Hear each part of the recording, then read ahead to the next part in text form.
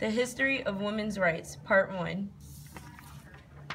The first wave of feminism in the United States began with the Seneca Falls Convention in Seneca Falls, New York on July 19th and the 20th, 1848. The convention was created after women delegates were denied seats at the World Anti-Slavery Convention in London. About 300 people attended the convention, including Frederick Douglass, Lucretia Mott, and Elizabeth Cady Stanton.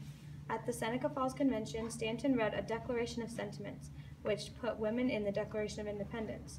The Declaration declared that all men and women are created equal.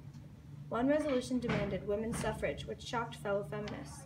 The Declaration specified female grievances in regard to the laws denying married women ownership of wages, money, and property, which women were required to turn over to their husbands because of coverture laws.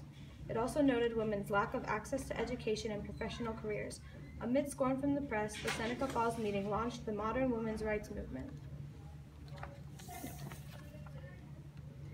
The first National Women's Rights Convention was held in Worcester, Massachusetts in 1850. Women's rights conventions were held regularly from 1850 until the start of the Civil War. Many of the activists from Seneca Falls Convention became politically aware during the abolitionist movement.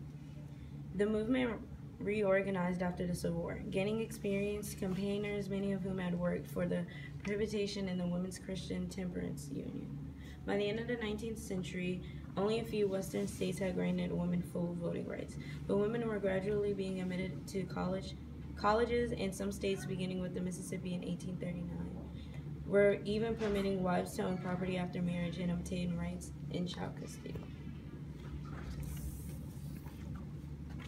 The women's rights movement was very radical for the time, even though many things did not change. Around 1800, women could not vote or retain property rights after marriage. They could even be legally beaten. Women were supposed to be the keepers of society's conscience.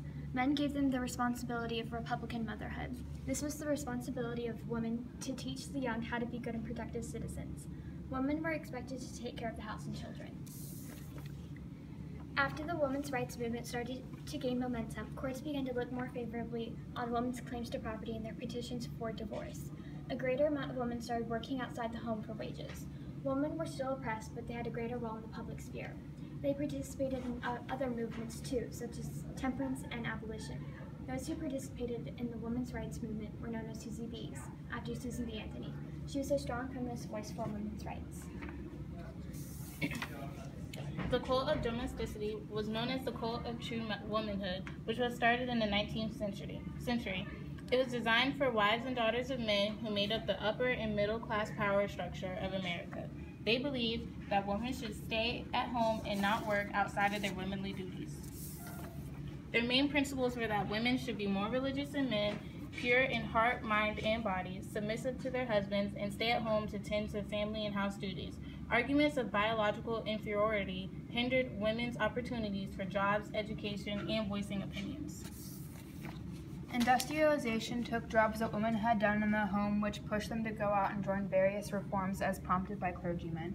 By the early 1800s, women were ready to go out and make impressions on the world.